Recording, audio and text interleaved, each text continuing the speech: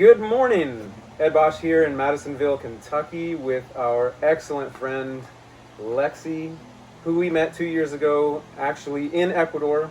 Her church brought down a team to work with us. They did a medical clinic, some kids outreach. We took them out to Hema where we were planting a church, and it was just an incredible time.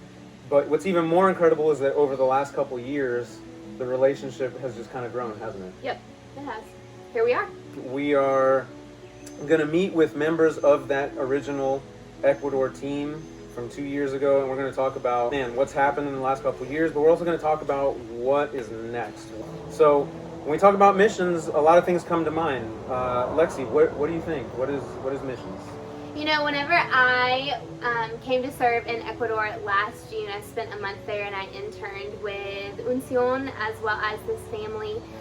One of the themes that God was teaching me was that missions is family. I mean, it's the whole context of the gospel, right? And whether it be through those missionaries that you're serving alongside or the people that you are ministering to or those ministering to you, there's that family relational context that has to be there, right? So, I mean, it's the whole point of missions. It's the whole reason we're here. Yeah. So. Yeah, because really that's it. God creates, his kids run away from home, and the rest of it is him pursuing his kids. He's saying, I want my kids back. I want you them back. So we get to be part of that. Through the tools we use discipleship, we use campus ministry, we use medical missions to plant the church, to create these relational communities, these family units that we call the church. And it's really just to know and to be known, to love and be loved. Absolutely. And let Jesus be the center of it all. We do want to update you a little bit on some of the administrative things. In the next couple days, we will be headed towards Northeast Texas. And then after that, it looks like we're heading out west. We'll let you know exactly what those plans look like, and we're going to try to reconnect with people and continue building bridges. We are also looking for speaking engagements. If your church or your small group or home group wants to talk about missions, please let us know. We would be happy to come see you.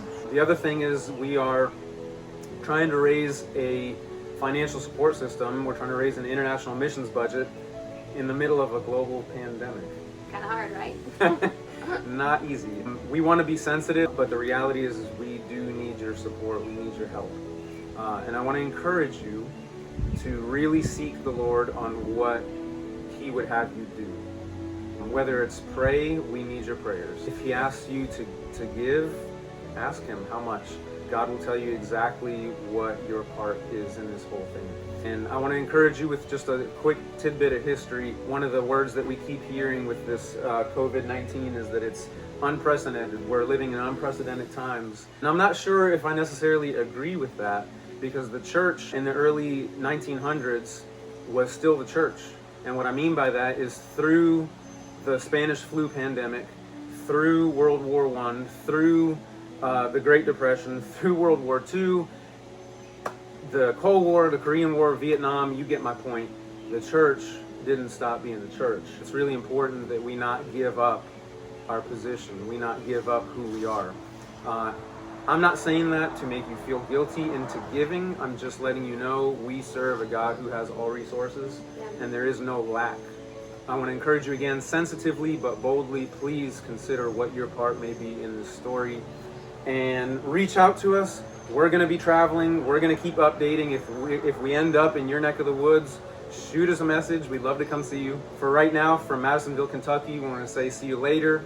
Thank you for your consideration. Thank you for taking the time to watch. Thank you for your prayers and your support. It means the world. We literally cannot do this without you. Thank you. See you later. And see you later.